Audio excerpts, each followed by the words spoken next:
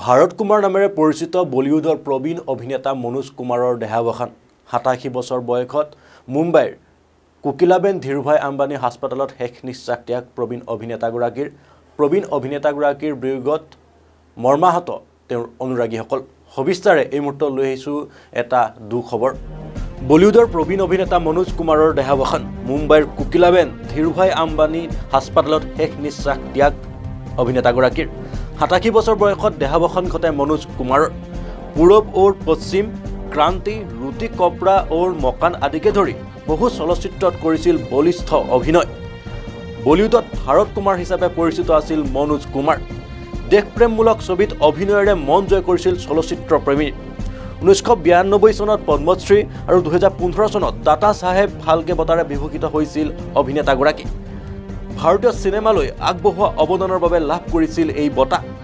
ও কণ্ঠী পত্থৰ কে সনম নীলকমল আদি ছবি কৰিছিল পৰিচালনা আৰু এতিয়া তেওঁৰ বিয়োগত এতিয়া মৰ্মাহত বলিউডৰ প্ৰতিগৰাকী অনুৰাগী জনাইছো এটা দুখবৰ প্ৰবীণ অভিনেতা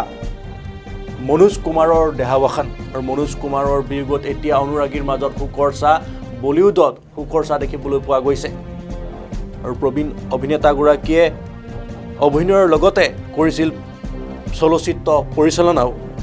ও কণ্ঠী পত্থৰ কে সনম নীলকমল আদি ছবিৰ কৰিছিল পৰিচালনা আনহাতে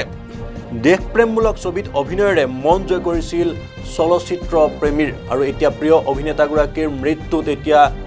ম্ৰিয়মান হৈ পৰিছে প্ৰতিগৰাকী অনুৰাগী আৰু 87 বছৰ বয়সত দেহাৱসান ঘটায় মনোজ কুমাৰৰ মুম্বাইৰ কোকিলাবেন ধীৰুভাই আম্বানী হাস্পতালত শেষ নিশ্বাস ত্যাগ কৰে প্ৰবীণ অভিনেতাগৰাকীয়ে